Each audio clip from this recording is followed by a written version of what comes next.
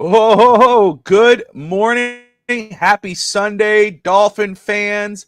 Hello, and welcome to another episode of On the Clock, the Miami Dolphins Weekly Draft Show here on FTSN. I'm Bobby Finstock, joined always by the coach, Coach Vogel. How are you, sir? Happy Victory Sunday to you. Absolutely, man. I'm great. After last night, I'm great. Carolina Cobras got their first dub of the season, and being able to coach in the trenches is amazing and awesome. And hey, guys, if you didn't know, building the trenches works. 0 sacks allowed from the offensive line, and then my defensive line had many sacks. So, yeah. Yeah, man. Was it? You knew you could build in the trenches and win.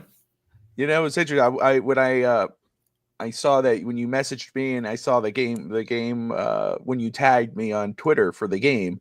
I was like, oh, the game's right now. And I tuned in. I was like, no, it's at 6:30 my time, 7:30 yours. Yeah. So I made sure I was tuning in. As I was watching film, I was tuning in, and it was a fun game. And then I couldn't see Coach, but I did see his players, offense, defensive line were showing out. Yeah. It was a lot of fun. Arena football is different, man. It's just different. It is a lot of fun. The indoor game is so much different than the outdoor game. Much smaller field, basically in a hockey rink on turf. And no, I don't get much field time. As you know, the only people allowed on the field are the offensive coordinator and the defensive coordinator. So where I was to ask you, where are you stationed? Are you in the tunnel on the other side of the boards with the guy on the whoever's not out there? Okay, are you communicating with your players? Yeah, me and the special teams coordinator kind of right on the okay wall. Okay. And it caught me too, because there was 3 offensive linemen, 3 defense. No, so I was like, in the arena game, you have a guard, a center, and a tight end, and your tight end is supposed to declare every play, and he is allowed to go out for passes, which we do have some drawn up, but we didn't really need them last night. It's only eight people. Has some of the Canadian rules where you have receivers that are able to get a running start, 10-yard running start. So yeah, it was fun, man. We ran the ball a lot, which made me very happy because I like burn the clock. Why not burn? That's the right, clock? 100%. Especially when you got that lead, man. It was like, like you said, it was like for me when I don't want to say checked out because I was watching film. I was watching the game. I was following it. It was different. It was interesting. I was enjoying it. I was biased. I was looking for Coach. I was like, I gotta find Coach, man. And but saw your players and they did great. But when I left, it was it was 27-30 something to 13. So that's when I started watching more film. Yeah. I muted it so I could pay attention to what I was doing.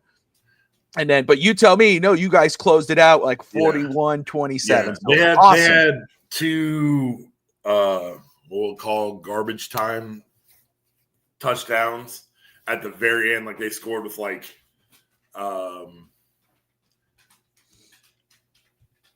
so we had like 36 or 37, and then the first play under a minute for us. Our running back took it to the house. Took it, the very which was because it's a 50-yard field and the 25 yards is midfield, and he was just a bulldozer running people over and stuff, and we scored, and then kicked off to them, and they were able to drive down and score with a few minutes left on the clock. Oh wait, no. They scored first. And then the next play, the next series, we scored, and then there was 4 seconds left on the clock, and we kicked off, and they ended up scoring a late, no time remaining on the clock, touchdown. So I was like, I don't give a shit. We won the game. Win and win, man. 1-0. That's all that matters. We want to be 1-0 every week. That's on your coaching debut. Yeah, man. So to those who are just tuning in, we appreciate everybody watching. Again, watching On the Clock, Miami Dolphins Weekly Draft Show here on FTSN with Bobby Finns and Coach Vogel. Elwood, great to see that you're here. What's up, my man? Good morning, Damien. I want Starks. TD and I want Starks. Make it happen. Greer, Anthony, yes, sir. Good to see you. Good morning. If we have some time, absolutely, we'll get some people on here for a few minutes to give their thoughts on the draft process and what Miami is doing. So just bear with us. We'll drop the link. We'll have some people join us here just to give their head once we get through our main talking points. And Damian, yes, breaking news for Miami. We signed a punter, Ryan Stonehouse from the Tennessee Titans, former 2022 punter award winner, signs with Miami right after he got released a couple weeks. Miami picks him up. So what's going to happen with Jake Bailey? We will see. Scotty says, where are the games? Is coach local? I am not local. I'm in North Carolina, but we play. We would have played Florida teams. We played Jacksonville in the championship game a couple years ago, but Jacksonville is not in our not in the NAL anymore. So right now, I think the farthest we go is Idaho and Louisiana, and then Wheeling, West Virginia is the most north we go. But yeah, I'm hoping in the future that they get some more teams in Florida because I like to travel, and so I've never been to Idaho or Louisiana or anything like that. So I'm looking forward to being able to get on the road. We're headed to Columbus, Georgia, not Columbus, Ohio. So like Tommy Boy gets that confused. And Coach Vogel is a offensive defensive line coach for the Carolina Cobras. Arena football, not high school. I was a high school football coach for the longest time, and then I switched to varsity girls basketball this year, and then I was offered the bigs coach. So I coached the offensive line, defensive line for the NAL Arena Carolina Cobras team. So that is where I'm at now. But they are on YouTube. They're live on YouTube every week. Every week, all the games are on YouTube. So if you want to watch, that's where you can watch. And remember, guys, this is arena football. It's not pro football. It's a little different. Yeah. Much different. And but it was a fun. It was fun. I did enjoy. Hey, football's football for me. I mean, I thought it was a lot of fun. But guys, man, there's so much to talk about. The draft has become, a little more clear. Miami continues to make some moves, and we'll just get into it. We'll recap what Miami has done so far. As we all know now, if you don't know yet, Miami has just signed a punter, Ryan Stonehouse, formerly of the Tennessee Titans, who's a very good punter. Just recapping some from Fin Central on Twitter. Shout out to Fin Central. His averages last year, last year was 50.6, 2023, 53.1, 22, 53.1, compared to Bailey, who last year had 47.1, 45.7, 42.1. So Stonehouse knows how to boot it. And obviously one of the top punters in football. I think it was a good move. Obviously, we were talking about punter last year a lot, Miami fans, just about not liking the way, he was kicking it. There were some bright spots, but this is a good move for Miami and it could competition. And I think you could free up some cap if you cut him, which Miami is going to need. Miami's cap space is kind of fluctuating. I don't know what to believe because Spotrac says one thing, someone else says another. Some say we have 15 million. Seems to be kind of the most accurate, you think? The most from high end. What I've heard in the past is kind of when I took my scouting class, they swore by Spotrac. So Spotrac, okay, good. I would kind of use that as the bar. I'm terrible with the money and I don't understand it all, but there's definitely guys out there that I would still like to get it at guard. 100%. Let's talk about what Miami's done so far. Let's do that. So right now, Miami, what they've done. Okay, we know they've signed a backup quarterback in Zach Wilson. They got James Daniels out of Pittsburgh, Larry Borum out of Chicago, 2 safeties, and they re-signed a safety. They re-signed Elijah Campbell, signed Ifatu Melifonwu from Detroit, Ashton Davis from the Jets. They re-signed Terrell Dotson, linebacker. They re-signed D-tackle Matt Dickerson. Quentin Bell, signed linebacker KJ Britt from Tampa Bay. Re-signed Jackson Carman. Re-signed Liam Eichenberg. I know, the end of the world for most people. Tight end Pharaoh Brown from New England, or Seattle, excuse me. He did play for New England. D. Eskridge. And wide receiver from Tennessee. We got 2 Tennessee players here. Wide receiver Nick Westbrook Akine, who I think could be the under radar signing for Miami. You know, Westbrook, man, 6'2", 6'3", 211 pounds, I think. But 400 plus yards, 9 touchdowns, and had the most receptions per catch. I do live in here in Tennessee, right in Nashville, right outside the city in Franklin. I know that a lot of Tennessee Titan fans were pissed that Tennessee let this kid go and that Miami picked him up. I was getting a lot of flack when we signed him. You're talking about the wide receiver? Akine. Yes, thank you. Thank you, Kat. Good morning, Kat. But I'll just call him Nick Westbrook. Yeah. Akine. But I know a lot of Titan fans were upset that we picked him up and they lost him. But Coach, you hear these signings. Well, let's talk about the free agent signings compared to the re-signings right now. But you hear the signings. Which ones intrigue you? Which ones scratched your head? James Daniels. Daniels. Of course, anybody that kind of ups the bar a little bit at guard. I think he's pretty solid guard, better than the ones that we've had. And then Borum is kind of like probably going to be that Kendall Lamb piece. Yeah. Would you agree with that? Yes, I would. 100%. Exactly what I called him when we signed him. Yeah. I don't know if there's been any scratch your head things. I'm excited about KJ Britt. I think he's one that I've kind of been into for a while. And I know he and kind of because Anthony Walker went to Tampa Bay, so it's kind of like they just switched linebackers. It's a swap, yeah. Yeah. I don't know a whole lot about Pharaoh Brown at tight end, but it seems like more of a blocking tight end. And I don't think, I don't think signing guards and safeties and tight ends means anything draft-wise, because I think, whoever said it last week or the week before, I don't remember which one it was, but, they had mentioned, sign one in free agency and draft one in the draft. I think that's a good philosophy. Scotty doesn't like the Borum thing. He says he's awful as offensive tackle. I need to see more of it. I don't know much about him, but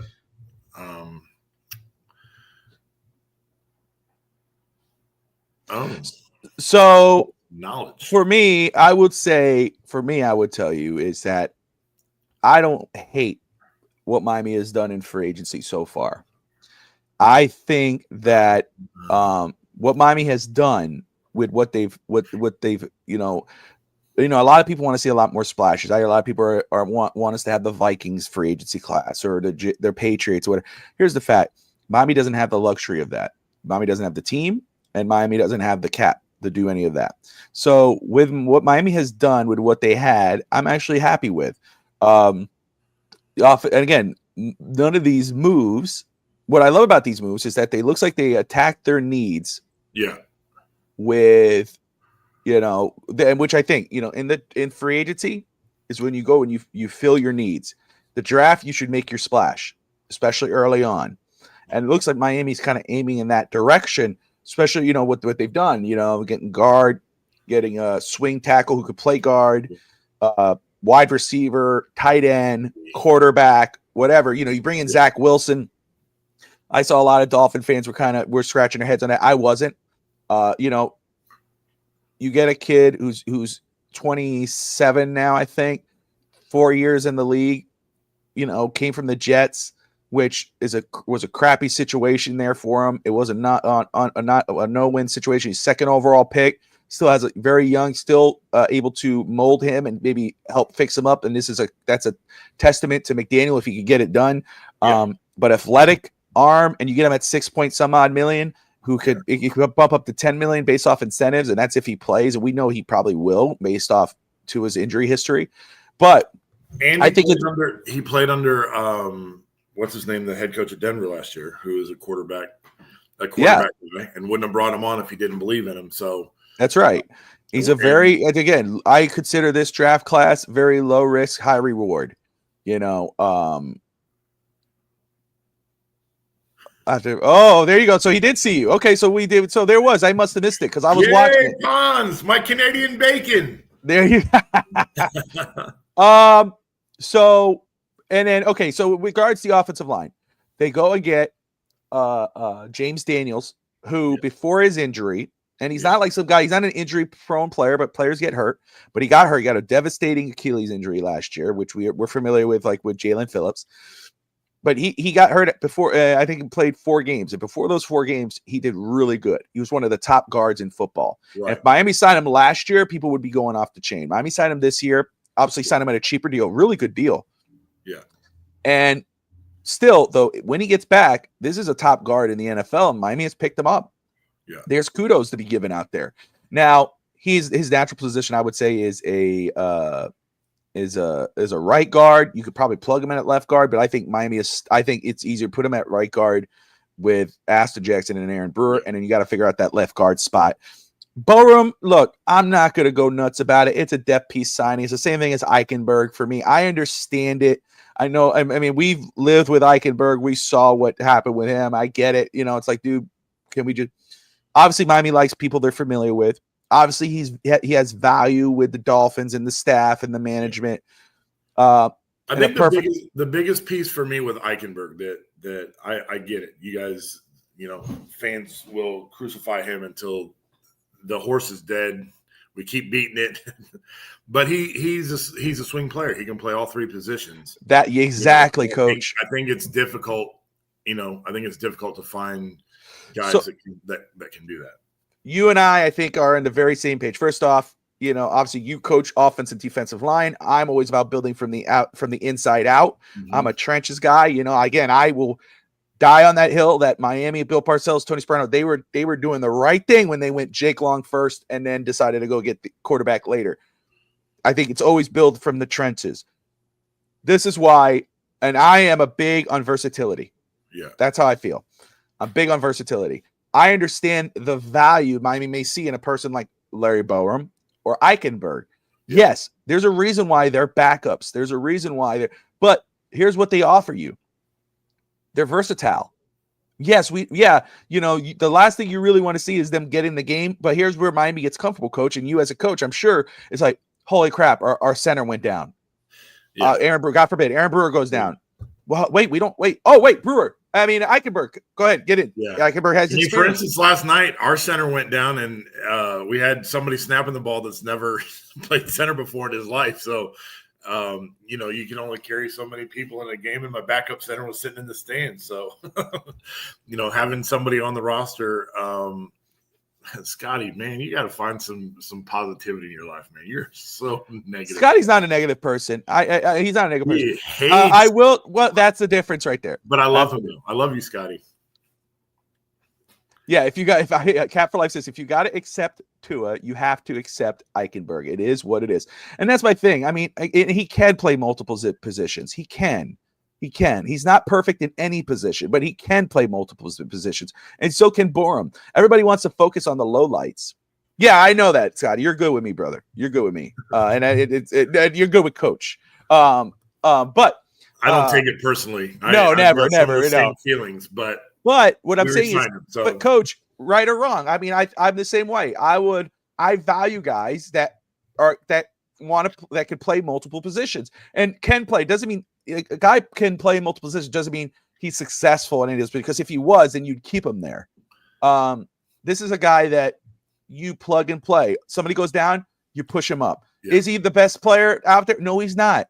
He's serviceable. You just get him going. He might not be serviceable to Dolphin fans, but he's serviceable. Anthony Manzano, actually looking back at it now, Jake Long couldn't stay healthy, Bobby. We skipped on a quarterback and Matt Ryan that year for Jake Long. And how long do you think Matt Ryan? No. That's the thing. It's what's that? Hindsight is 50-50. Again, yeah. I'm going after Jake Long, the best tackle in football, and if he would have stayed healthy, he would have been one of the best of all time.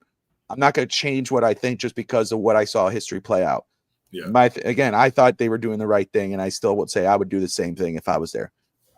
Well, for me, I try not to get like upset too much right now, because right now these are pieces. It's early on. It's pieces. And I know I will be the first to say, along with everybody else, that this is, Chris Greer's reputation for offensive line is terrible. I agree. Let's see what the draft produces. And if those stud tackles are still available at 13, and we go punter or water boy instead of a tackle or guard, I'm going to be hot. I'll be hot. So here's the thing, right? So, and you're right on. No, I get what Anthony's saying, Cap. I understand that point, with saying, oh, but look what Atlanta did with Matt Ryan, and he was healthy, and Jake Long got hurt, and I understand that, but that's hindsight. You know what I'm saying? That's my point. And I know there are people who really wanted Matt Ryan, and I like Matt Ryan coming out of Boston College. I'm not saying I didn't like him and I wouldn't have been mad if Miami took him. No, absolutely not. But I believe in building on the outside end because you have this situation right here with the Dolphins. We don't have it online. We're arguing about backup guards. We're pissed that we signed a backup guard. Oh, God, he sucks. And I understand, though, Scotty, we don't have a starting left guard. So guess who's your starting left guard, if it all goes, is Eichenberg. But, again, I'm all about you build from the outside in or the inside out. And to me, Jake Long at that time was the right move because that was the philosophy, and I would have done the same thing. If Miami had if I was running the Tennessee Titans right now, as much as I love Cam Ward and, as a fan for the Hurricanes, but also in the draft as a first-round pick, I don't think he's the number one overall pick or should be, but I understand why you're doing it because you need a quarterback. For me, though, I'm looking at offensive line. I'm looking at the offensive line draft class. Who am I going number one? Is it Will Johnson? I mean, is it Will oh my goodness, who's the tackle? I'm losing his mind here, LSU. But anyway, any of those guys, you go to that, the Texas tackle, go any of that route. Yeah. I just thought it was right. Scotty, Paul, Eichenberg, Brewer, Borum, AJ is our starting O-line when Daniels has a setback. Coach Bobby, are you guys down with that? No one should be down that first of all, we don't know how it's going to play out, Scotty. And invest in the offensive line. We know what invest means for the Miami Dolphins. It's what they're doing. They invested. They got a stud guard, and we'll see if he gets healthy.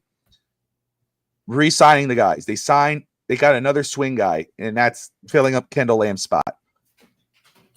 We lost 2 years because of our own line. We are worse the past 2 years right now. We did not lose because of our own line. We lost a lot more because we lost because of a lot more than our O-line. That I will argue on the thing too. Yeah. The O-line was a part of it, but it wasn't the main part. But I think there's some pieces in this draft that will make you feel better about the O-line. And there's still some players in free agency that if Miami could restructure a couple guys, they could go and get. Yeah. And Miami's been diligent. What would make you feel better about the offensive line if Miami went out and got another guy? Let's see I think Evans guy. I know Evan liked Becton, but he's gone. But Brandon Schiff, isn't Brandon Schiff still available? I think he is. Yes, I think as far as I know, he's still available. So there's guys still there. Miami could, the kind of waiting out, let the market play out and go get their guys. I'm happy with what Miami has done. How do you feel about Will Campbell? Thank you, Anthony. Will Campbell, Tyler Booker. Possibly a third time. At 13, I think Anthony's saying there. Bobby, what pisses me off is our fan. Yeah, I'm not giving up on Patrick Paul. We got to just let it play out. I'm not a bet. Okay, yeah, there you go, Evan. Thank you. I think Scherf may have been your guy, and that would have been what we talked about. I don't believe offensive line was the main issue. I believe it was an issue, and I think it was something that Miami had to fix. Again, Miami signed James Daniels, so that's a step in the right direction. I understand signing backups to your starters. Now, like you said, Scotty, with your same point, if Miami goes into the offensive line, goes into the season with Eichenberg at left guard, then that's a big, big issue. I don't think Miami signed him to be the starter. I think they signed him to possibly be starter if there's the injuries, but I don't think they signed him, he's going to be our left guard. I think Miami signed him to be that depth piece, just like they signed Zach Wilson. They didn't sign him to be the starter. They signed him probably starting spurts. So, and they know that Eichenberg could come in and do that for a couple plays. Now, there's a lot of issues with Miami. Our quarterback can't stay healthy, and that's not an offensive line issue. Let's make that clear here. Our offensive line issues when our quarterback has to run for their life, but our issue with quarterback is he doesn't protect himself when he runs. Any little hit, you gotta squint. You gotta be nervous. That's one thing, is our quarterback can't stay healthy, and that has not less to do with the offensive line. A lot of times when our quarterback gets beat down, it's because he's making a crazy play and then he runs head first. Yeah, that's a big issue. Play calling is a big issue in Miami. So, offensive line is a problem, but there are other problems. It's not the main problem. But I know what I've said about the O-line in the past, and I'm with you, dude. I'm with you 100%. Miami has a lot more work to do. But again, I understand the two signings, and I don't hate them. I get it. I don't want to see Eichenberg start. Yeah, I don't. There's still as a depth piece, it's versatile. Yeah. I get it. I'm down with it. It is what it is. And you hope that depth piece is for a couple plays or a game or two, and not have to, not a career ending, and he's got to play the whole year. I mean, there's still solid guards out there. Brandon Scherf, Shaq Mason, Will Hernandez, Dalton Risner. Those are still some guys that I would like to take a crack at. They're probably going to, unfortunately, the cost is going to be a little bit more for those guys. But and again, though, as free agency continues, and if it goes into post free agency into the draft, and then after post draft, that's when those guys' prices are going to drop. Yeah, that's when they're going to drop, and then that's when you'll see Miami may go after one of these guys. Now, Isaiah Wynn, possibly Evan brings him up. That could be a possibility because, again, familiarity with the offense. And we'll see.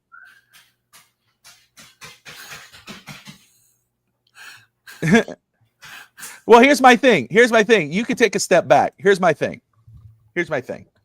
I've seen a lot of Eichenberg hate.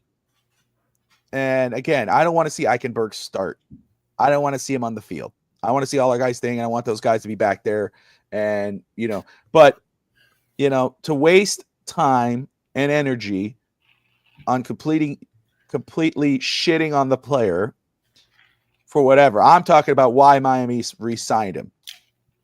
And that's versatility. He offers you versatility on the offensive line. He gives you a depth piece across the offensive line. You're seeing him as a starter. I get it. I understand it. But if you think Eichenberg's the biggest issue on this team, I have a bridge to sell you. You're wasting your time and your energy worried about Eichenberg. Worry about your quarterback staying healthy. Yeah. Worry about your coach calling plays. 33. That's right. One player of 33 that add to the. It's not support of Eichenberg. It's the support of the idea of getting a player who's versatile. And Miami and Coach McDaniel are familiar with him. Makes sense. They love him. It is what it is. Again, there's a lot of moves to be made here. So, wide receiver Nick Westbrook from the Tennessee Titans. Are you familiar with his game, and how do you feel about that signing? I'm really not familiar. So I know you live in Tennessee, and you probably know more about him. I don't know much about him at all. The stuff that I did read on him made it sound like he didn't get many looks just because the quarterback's not very good. So that's the thing, right? If you look at Tennessee's quarterback situation, with I forgot who their backup was, but Will Levis, and obviously they're going another direction. Could be possibly drafting Cam Ward. It was a mess in Tennessee last year. Obviously, they're the worst team in football. And he was I think he was the third receiver, the second or third receiver. He was the third receiver. And a lot of, he was taking a lot of plays away, touchdowns away from DeAndre Hopkins and company. I mean, this kid, you look at his yardage, and you go, only 400 yards, 9 touchdowns. He led the league in yards per catch. So this dude is a red zone target. I love this for Miami, and I think this could be your wild card signing for the Dolphins with Jalen Waddle and Tyreek Hill I mean, outside of those two receivers, I didn't love anybody else. Like outside of Malik Washington showed some. Malik Washington. Yeah, he showed some promise, right? And I mean, but what does that mean? We need a big receiver, a big body wide receiver. And guess what? We were looking at a lot of guys in the draft. And hey, you know what? This doesn't stop you from doing that, but this does gives you the flexibility not to go that direction now. Because a lot of people love to point out we have so many other needs. Well, now guess what? Miami doesn't really need that right now. Miami can wait. Miami can wait till day 3 of the draft and kind of roll that. Anthony, Nick Westbrook is the big body receiver that the fan base has been wanting to complement Tyreek and Waddle. Evan. Yeah. Let's see. Eichenberg represents the biggest issue in this organization, which is Greer. Eichenberg represents status quo. The whole versatile thing is totally overrated. Okay. I understand your point in regards of Greer. Again, I disagree on versatile being overrated. That I disagree 1,000%. Versatility means a lot in this league. Can I ask Daniel a question? Well, absolutely. Daniel, what's up, Daniel? Daniel, you say the punter is one of the best signings. The special teams coordinator came from Tennessee, right? Yes, that's right. So I take it that he believes in his punter. So yeah, that's great. If Daniel thinks that, then then he knows something that I don't, which is great. And I just want a punter that can trap people in the red zone and keep them locked in there. I do. Yeah, Anthony, I meant to say something about that. Yeah, I would agree with that. My only issue with the offensive line is it's, I would like to be more physical, and it's a more zone-based finesse right now. And if we can make it more physical and move bodies north and south, that would make me extremely happy. So we're going to go kind of with that right now and move on. We've got other things to talk about today. We got a lot of things. I mean, we're just talking about team needs. So, for Miami, let me go ahead and adjust this, Coach. Let me see. I got the right thing. So here's where kind of Miami started, and with their team needs, offensive guard, 2 of them, 3 of them, maybe, offensive guard, offensive tackle, even though Miami did draft they drafted Patrick Paul last year. He's going into his second year. He is the heir apparent to Teron Armstead. Armstead could be coming back and on a cheaper deal, which is awesome. Miami's better with him than they are without him if he's healthy. You got, left guard is still a situation. Center, you got Aaron Brewer. We got possible right guard. We got and you could plug Daniels either one, but right guard, I'm going to say James Daniels. Right tackle, Austin Jackson. Safety, they've signed 2. We said Malifonwu and Ashton Davis. Defensive tackle, what's going to happen with Calais Campbell? We're still waiting on them. Matt Dickerson, but we're still waiting to see what they're going to do with that position. They're still waiting on Calais Campbell to make a decision. Corner, still a need. Miami hasn't really done anything at corner. Right now it is Jalen Ramsey, Cam Smith. I think they re-signed. They got Kader Kohu as well. But again, that's a need there. Yeah. I mean, looking at your list, I don't think it really changes. I think the only thing that you could do is maybe change your quarterback 2 to quarterback 3 now. Yeah. But I think, just because we've signed some offensive linemen and we've signed safeties and we've signed cornerbacks, like we still need those positions. We need quality depth. That's right. Quality over quantity. And then quarterback 2, Zach Wilson, again, gets signed to that 1 year, $6 million deal. Could go up to 10 if he based off incentives. And again, he could reach that. He could reach the $10 million if he plays, and more than likely he will play just because of what his injury history is. Running back. We talked about a thumper. Again, Miami did go inside Alexander Mattinson from the Raiders, formerly of the Vikings. Linebacker, KJ Britt.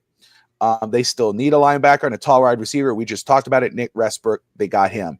So Miami has addressed the majority of the needs, and now they just signed a punter. even though I didn't count that as a need, but they did it, and it's obviously an upgrade. We'll see how it plays out. But again, they signed an offensive guard. They got a swing tackle, got a safety, got a quarterback, a running back, a linebacker, a receiver. So for me, even though Miami addressing these needs at this point in free agency, none of that means they won't go that route in the draft. I just want to specify that. But since now that is done, or this is what they've done, this is how it kind of looks like now. Here's still some of the main needs now for Miami as we go closer to the draft. And that's this here. So offensive guard, which we're all talking about still here, right? We need a left guard. No one is comfortable with Eichenberg as your day one starter, right? Scotty is very uncomfortable with Eichenberg seeing any time. So Miami needs to go. Bobby or Scotty, would you be content with him holding a clipboard? Is that would that be a good? I think Scotty would be content with him selling popcorn at Hard Rock in the stands, not just on the yeah, just away from what. Number 2, defensive tackle, defensive lineman. Obviously, that's a big need, especially even if Calais Campbell comes back, because it does help you you could say, okay, we could wait till another round. But, this is probably, even if it's not, even if he doesn't retire this year, he's more than likely going to step away next year. So you need to address that now. And there's a lot of good D tackles at the top of the draft that you could go at 13 or 48 compared to later. But now there are some guys in the later draft, in the mid rounds, that you could get that help alleviate that situation if Calais Campbell comes back. Corner, a big need. As it gets closer to the draft, corner doesn't look as bad as attractive piece at 13. And of course, linebacker. We did sign KJ Britt. We did bring back Quentin Bell. Those guys did really well. But a linebacker at 13, 48, whatever, is not a bad need here. Coach, is there any team needs that I'm missing? And for the updated team needs, and anybody in the comments, is there any team needs that I'm missing that you guys think we should add in here? I think that's what's up, Shake Manny? Great to see you, brother. I think that's where my brain goes automatically. Say that one more time. I'm sorry. I think that's where my brain goes automatically is what you have. Maybe safety. I don't know. Safety. Absolutely. No, look, again, none of these. They signed 2 safeties. That doesn't mean Miami doesn't take a safety. Again, Nick Amenrari is a guy you do not sleep on. Malachi Starks is a guy you don't sleep on at 13. And because you have Ashton Davis and Malifonwu, and Malifonwu has an injury history. I know he's a 6'3", 200, and he's a big size. I like it. But you still could go get safety at 13 and have a great day. Because then you got a safety room with Ashton Davis, Nick Amenrari, maybe Malachi Starks, and a Malifonwu. That's awesome. So I think a lot of people agree with you. Safety has a lot of it's popping up in here. So again, this doesn't mean Miami doesn't go this route. It just means that Miami now could focus, can have that flexibility to skip it if they need to. But again, if Malachi Starks and Nick Amenrari are sitting there at 13, you absolutely can consider it. Scotty, I think I'm still on the same mindset for me. You don't eliminate 13, the first round, at all for any pick. I guess other than punter and kicker and maybe quarterback. But for me, it's always been in the second round. You start at the second round. Obviously a lot of people, bring up Campbell and, the Texas offensive tackle. I'm trying to remember his name because what's good about him, I'm trying to remember his name, Coach, the tackle from, let me see if I can. I'll pull it up here real quick and see if I can figure it out. I hate when I do that. Calvin Banks, excuse me. Calvin Banks. Yeah. Calvin Banks at Texas. What's good about him is that, yes, he has, you could, again, not overrated for me, but a versatile player. You plug him in at tackle, he could play tackle. You put him in at guard, and if you put him in at guard, think about this. You could put him in between Aaron Brewer and Terran Armstead. That's a great safety net for a rookie guard, and Calvin Banks could do that. Tate Ratledge, we know how Josh Wingate feels about him. We like him.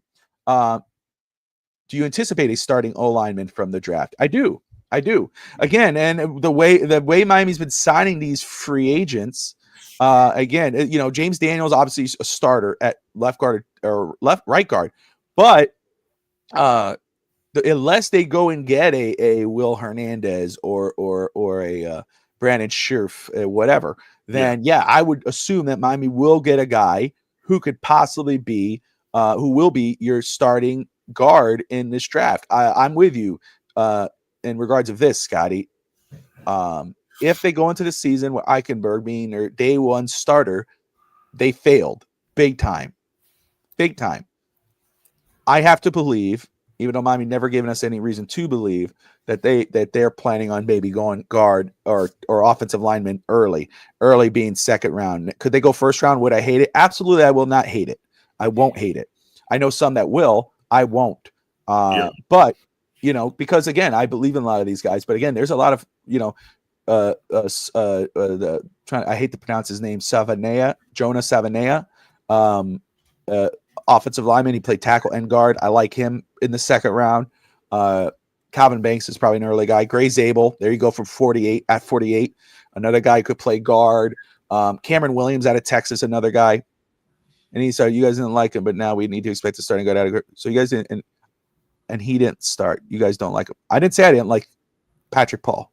I've been liking Patrick Paul since last year. I wasn't super high on him coming out of the draft, but he's proven me wrong. Like filled in at the end for last year, and I think it's only year one. So let's see moving. And if you're going to ask a question. I mean, if you really want to get to the point you're trying to say, get to the point you want to say. Again, I do expect them to draft a starting guard. Yeah. I'm happy they signed a starting guard, which was James Daniels. If they could come out with two, great. Do they have the money for two? I don't know. So you would have to draft a starting guard. I never disliked Patrick Paul. I like the upside of Patrick Paul. I did say he was raw. And I was on multiple shows, not only on FTSN, defending the Patrick Paul draft pick. So I don't know when you're saying who doesn't like who, but that wasn't me. Yeah.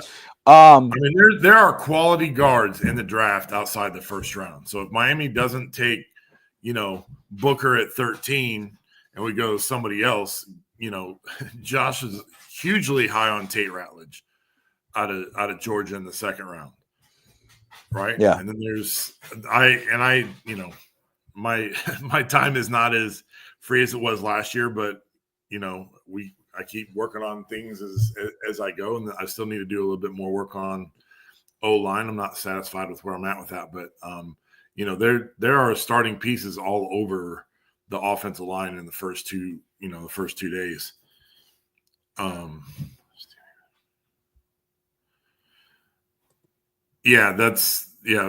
Fairchild and Wilson. Anthony, honestly, my issue with Rutledge is I think he's high injury risk. I was watching a lot of film and middle of the film, he's not there. It's like I had to go to Josh to find out, and he said, yeah, he's had some injury issues. So, I mean, that'd be the perfect pick for Miami, right? Because we all like the Well, that might be good. It might push him down too, which is great. Yeah, but exactly. We know Josh Wingate is very, very high on Tate Ratledge. I do like Dylan Fairchild. I did like what I saw more, and I'm with you. I saw a lot more Dylan Fairchild than I see Tate Ratledge because Ratledge had that injury history. Yeah. I could see them. They could get a starting guard in the second round, because we don't have it. The reason why we drafted Patrick Paul in the second round and he didn't start is because we have Taron Armstead. So, but it is what it is. Going on to free agency, what's left to do with Miami? Let's see what Spotrac says. I want to look that up now, Coach Shet. We were saying that earlier. Yeah. And what we'll do. Oh, there we can do all positions, right? Just to see what's out there. Defensive tackle, Milton Williams. I don't know if he's signed or not. Oh no, these are the ones that have already signed. They're not available. I was like, I thought he was signed. Come on. Oh, hey guys, Aaron Rodgers is out there. You want him? $37 million. Go get me Keenan Allen. Just kidding. We're kind of wide receiver is. What if they got Von Miller on the cheap? I know he's been super injury. I'm definitely not giving him $20 million. That's for sure. Well, Miami was in on Joey Bosa, so they were in on Joey Bosa before he signed with Buffalo. So okay, Spotrac has it right now. This is what Spotrac has, and we're going with Spotrac just because, Coach, you were saying that that's probably the most reliable one because that's what you were shown. If I'm reading this correctly, and if Scotty's still on here, if he didn't quit on us for today, Scotty could let me know if he thinks it's legitimate or not, or if he was. But 13.8 million in cap. So they still have a little. They're still got a little left in there. Obviously, they need money to sign their draft picks, but they could still go get another guy. That's what it says. 13.8 in cap, according to Spotrac. Rodgers is going after the Vikings cap. The Rodgers supposedly what it said is that Rodgers wants to go to Minnesota. Minnesota, the ball is in Minnesota's ballpark with Coach O'Connell if they want to bring him in or ride out with JJ McCarthy. The teams that are chasing him are Pittsburgh and I don't know what the other team is, but man, I don't understand any team trying to really chase him right now. I appreciate that, Scotty. Much love, brother. Go get me Brandon Graham. Brandon Graham. Yeah. Oh, you talking about edge rusher? Defensive end. Oh no, we need defensive tackle, not defensive end. But no, okay. So offensive lineman, Will Hernandez. I don't know if Matt Pryor is still available, but Tevon Jenkins just signed a new deal. Brandon Scherf. That's it. There's one. We're talking about versatility, and I know that's the bad word for today's show. Isaiah Wynn is a guy that obviously played with Miami last year. Makes a lot of sense. Cody Whitehair is the guy. And where's his name? Okay, there he is. Andres Pete. I don't know if Andres Pete re-signed, but he played for the Saints. He played for Vegas. That's a guy who's played tag. He's a big dude, but he plug him in at guard as well. But these are not guys you really want. I mean, that guy right there, that's not a name I don't know if you feel comfortable starting. Probably feel more comfortable than Eichenberg. But again, if you go ahead and you leave this with Brandon Scherf, then you probably feel better. Yeah, we know Brett Favre. Trey Hendrickson from Cincinnati, which is crazy to me. They're going to sign both Jamar Chase and T. Higgins. Not crazy to me that they're going to do it. It's crazy that they're going to do it and leave out Trey Hendrickson. Or, I think, okay, let's go ahead and move on from one guy. Let's keep one guy and let's go keep our defensive guy. I mean, what? I just don't get it. I don't either. Don't get me wrong. I know how great those guys are. That's a great receiver room. That's like unbelievable Madden type receiver room. But you're giving up on Trey Hendrickson. You're going to trade him, but you're going to keep one guy who didn't want to be there. Yeah. I just mind blown. I would move on from Higgins and sign Hendrickson. Dude, Hendrickson. I would not hate Hendrickson. And Cap says he would trade for Hendrickson right now. I would not hate, especially with our edge rushers right now. I'd do it in a heartbeat too. Yeah. I don't know about the whole draft. I don't know about a first round. Do you think we can trade him for Eichenberg straight up? Yeah, Scotty, I know. That's my point. I can't believe, they're struggling to find money, yet they're going to give the biggest deals to T. Higgins and Jamar Chase. To me, you would say, okay, let's go ahead and let T. Higgins, maybe because obviously Jamar Chase is more valuable, trade Higgins to a team who he could be a number one wide receiver and use that money to bring in Hendrickson. Now you got your top star offensive guy, you got your star defensive guy. But hey, you know what? Their team, their problem. But defensive line, you got obviously Calais Campbell. That's the thing. Miami's waiting to see what's going to happen with him. They want him back. That's the deal. Talk about offensive line very quick. Tony Pauline of Sportskeeda, right? Sportskeeda. I know some of our guys. Josh Wingate was one who's like, hey, just Brett Lagasse is another one who's like, don't give in to, don't pay attention to Totally Pauline. But he's been doing this for a while, so it's still gonna throw that out there. You give him his flowers. I'll say that. He's been doing this for a while, and there's some things that he's hit on. And he was on the Finn's Faithful podcast with George. George was on our show last week. And I will say, guys, if you haven't yet, go check out George's stuff on the Finn's Faithful podcast. Great stuff, great content with Jason Sarney now, too, on Thursday nights on the On Season. But he had Tony Pauline on, and which was a great get. But he has said that Miami will go BPA in the draft. That's what he's hearing. That Miami's going to go BPA at 13 and then focus on offensive line in the second and third round. In the second or the third round. So we were just talking about that, and I just remembered, so I thought I'd throw that out there. We'll see if he's right, but that's something to think about. But yeah, there's still some guys in free agency that Miami could get that I would not hate. I don't think they're done at all.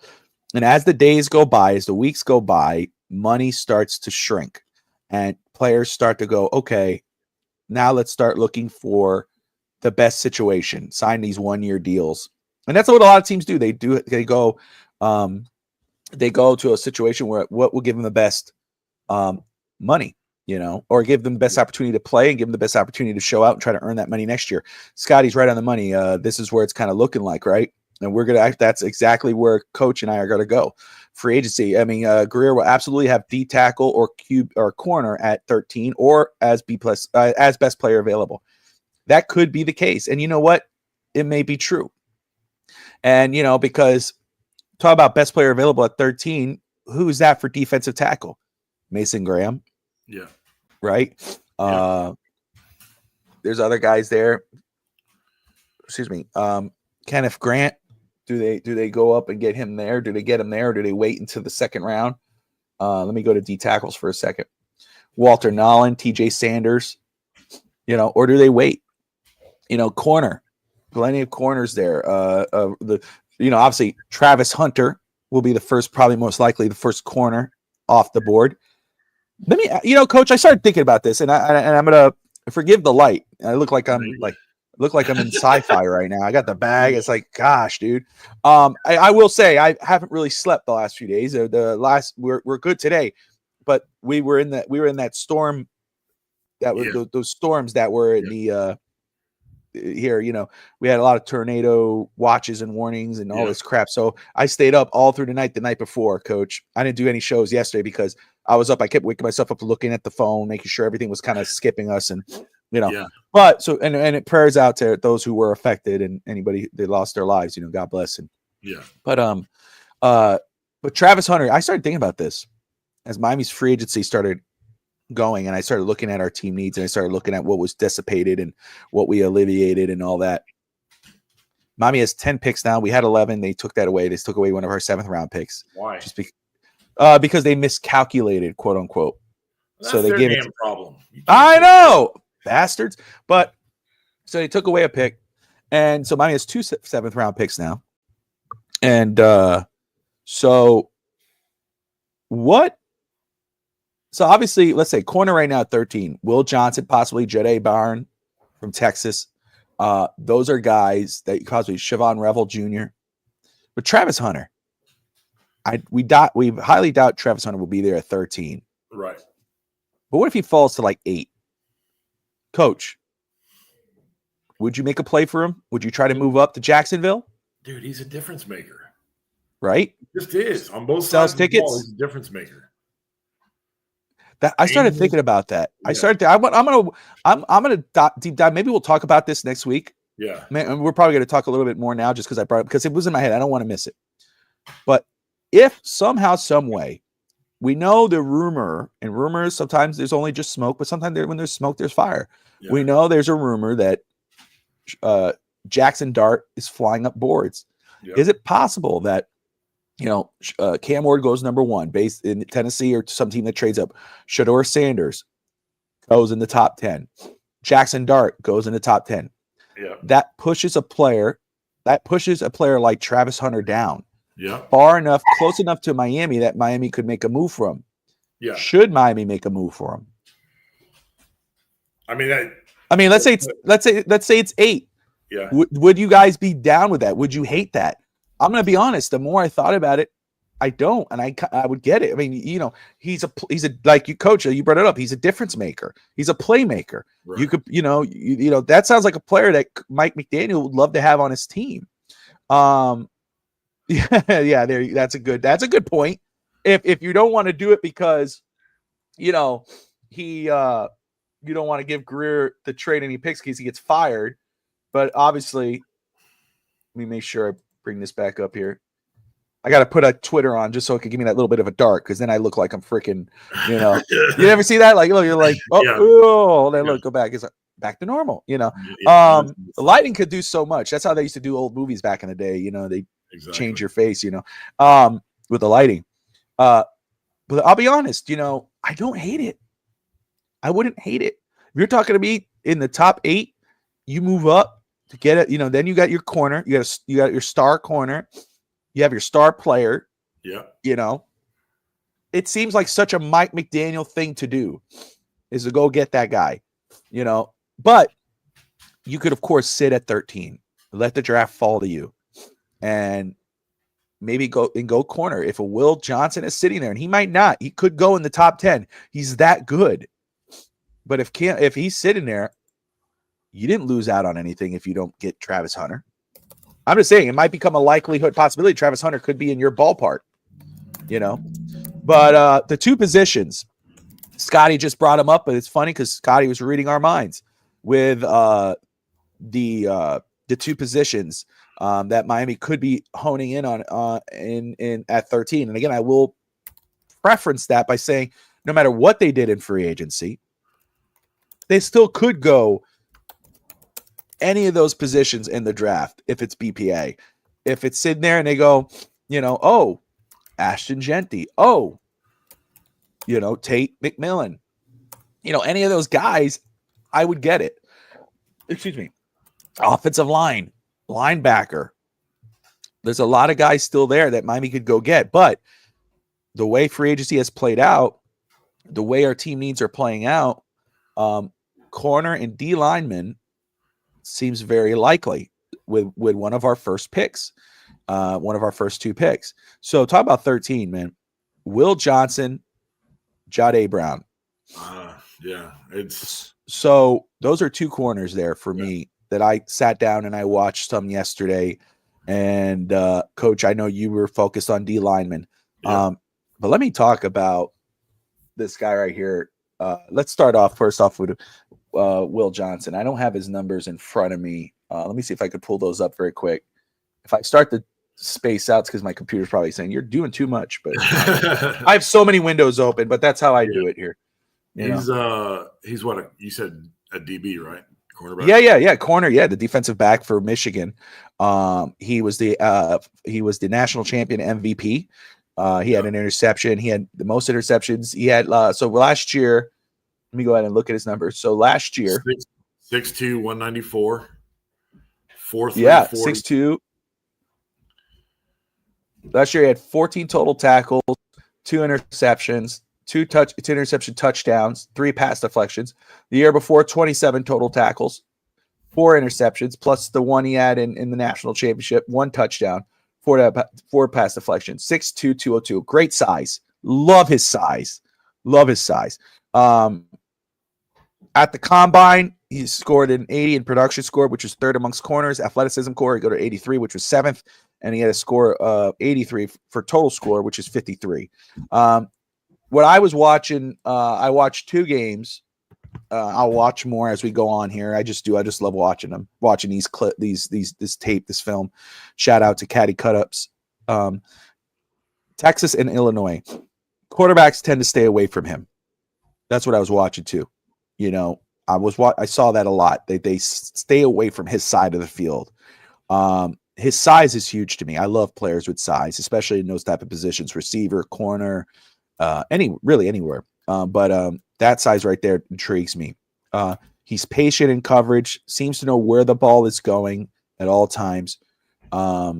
Great ball skills, intelligent ball player. Again, great size, superstar defensive back, national champion, MVP. everywhere if you watch him, he doesn't. It's hard. Sometimes it's hard to beat him for wide receivers. He's seeing where that ball is going. He's tracking the ball while staying with the guy. One thing that bothered me a little bit, it seems like he let up on plays a little bit when the play was away from him. Yeah. You know me, coach. I'm big on motor. I'm big on guys that do just the extra effort. And that's not a knock on Johnson. Right. But it was something that I spotted where if the play was away from him, he was walking to that position instead of running to it. He could get a little handsy downfield. If a guy starts, if you start breaking downfield, and he has some speed on him, so he's good on that. But that draws the penalties. That will definitely draw you some penalties as a rookie in the NFL. Could get a little handsy downfield. So guys, he doesn't lose a guy. He needs to refine his technical thing in press, his technique in press. Coverage he could look a little stiff when coming off of breaks. And again, needs to refine technique in press coverage. Is he worth? I obviously have a first round grade on him. I do. Yeah. Is he worth the 13th overall pick? He absolutely is. Star power, big game player, plays big under the bright lights, does it all. He's a rookie. He would be a rookie, obviously. He has to refine some stuff, but he's absolutely worth the 13th pick. I'd find hard pressed to think that he could. I would not be surprised if he's off the board before Miami's pick. He's that good. But another player, not big on size, doesn't have bad size, but he's not big on size. 5'11", 194. Jahdae Brown out of Texas. Another first round grade on him. I watched Georgia and Florida. With Johnson, I watched Texas, Illinois. But very good tackler, violent. Make sure you know when he's hitting you, because he lets players know it's him because the way he's tackling. Big thumper. Yeah. High end motor. Doesn't quit. He's running to the other side of the field to make a play. Elite processor of plays as they happen. Seems to know where that ball is going, or knows the route the wide receiver is going to run. You know how you watch these players and you see the guy cut right, and then he has to chase him down. He's already cutting right before it's happening. Great route recognition, a lurker with great ball skills, a physical defensive back. He could get beat by wide receiver, running back with double moves, running pass playmaker. His aggressive play style, which is fun. It's great. It's good to see on film, and it's great as you like that in a player. But it also could work against him. If a guy has some good moves, if it's a Tyreek or whatever, and if he's playing against a player like Tyreek, you would look like that Jahdae Brown got his ankles broken. He overplayed the play. He missed the tackle. That could happen. And he's a little grabby as well in man coverage. Let me look at his numbers so I have him out here. That way I'm not missing it here. So last year, he had 67 total tackles, 46 of his own, 1 sack, 5 interceptions, 11 pass deflections.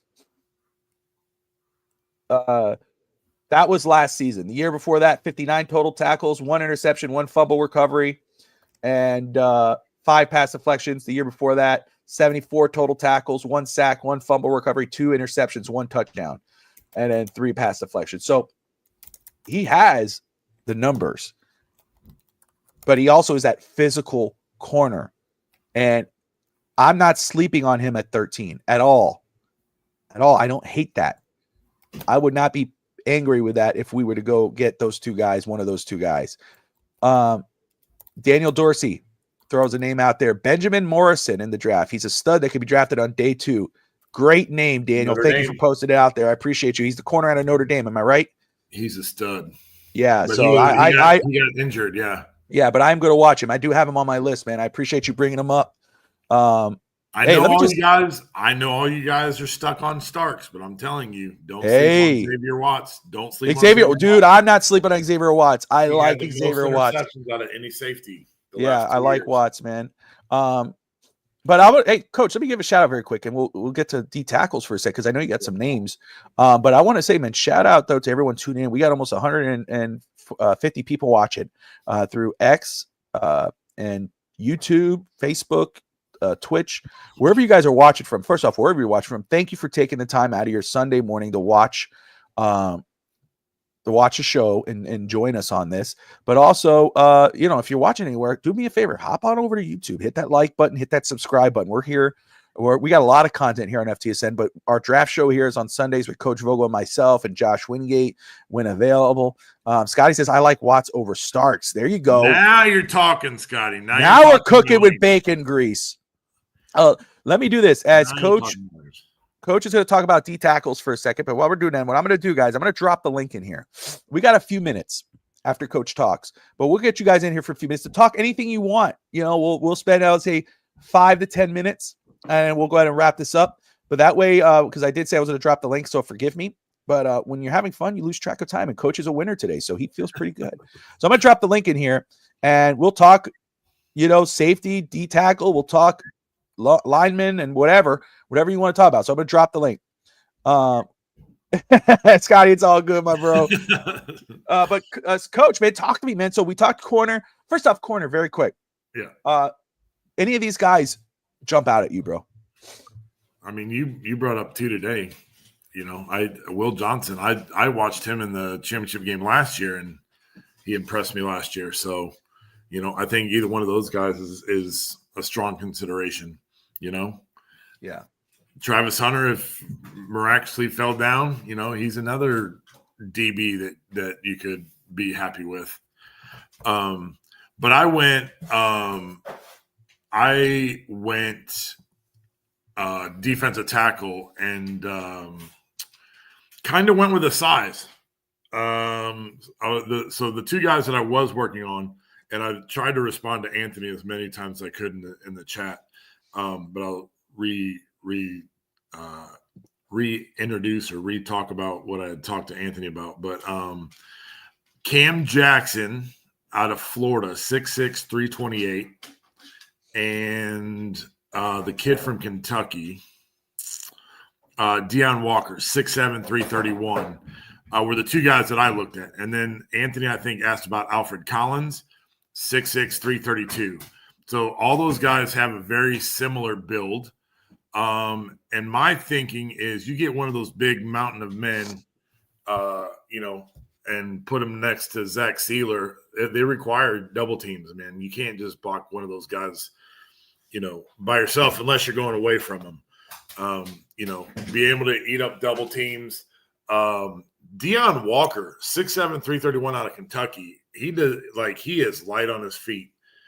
He may not have run a very fast 40, 5.28 for a D tackle. And I think Alfred Collins ran a 4.95. But when you watch him run, he runs like a much lighter defensive tackle. Which is good when you're trying to, chase people down.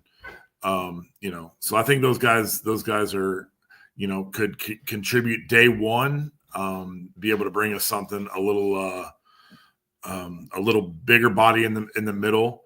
And that would, require double teams, and that kind of frees up Zach to do what Zach does, which is gets to the quarterback.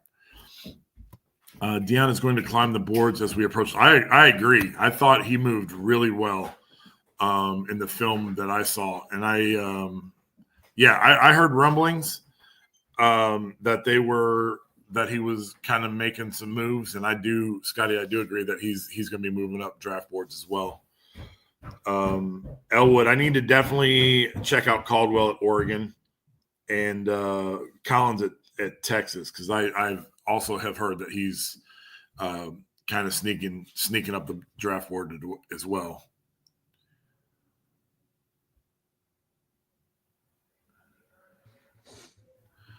I'm trying to see some of these comments. I wasn't sure if I've gotten to everybody or not.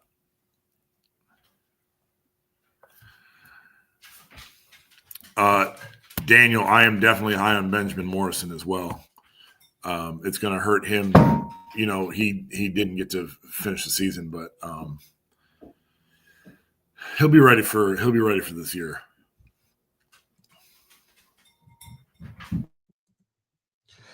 So, Oregon, Caldwell, Deion Walker is very intriguing. Again, size. You brought it up, 6'7". He's an intriguing prospect. And Scotty says he believes Miami could go two defensive players with the first 2 picks. Man, Gosh.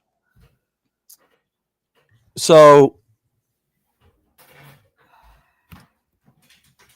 that's what's scary, right? I get it with Scotty, man. I understand that, if you wait too long, 48 likely, but there's some guys I think that could possibly, I think Miami could go in the third round.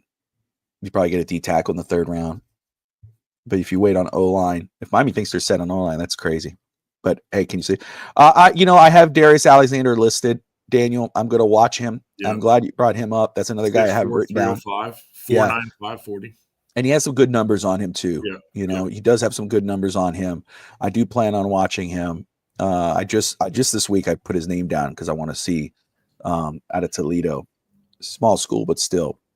But anyway, it's just what's intriguing. This is what's fun. We love doing this, talking draft with different players, and but Jackson Hughes, Evan brought up a few times, tight end. That's a guy I have to watch.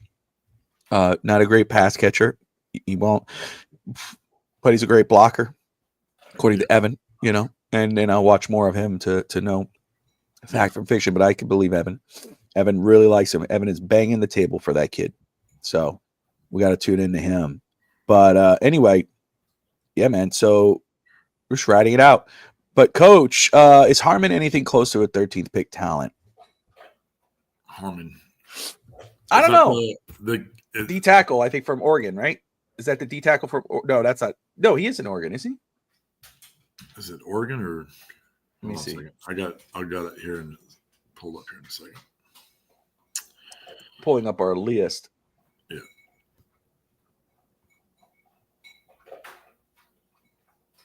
Yeah, Oregon, 6'4", 313. Yeah. Yeah, I got to do some. I don't know, Scotty. I haven't watched much. I haven't watched much of D tackles. To answer, I am getting to that list. I'm getting to that part right now. I've watched some edge rushers.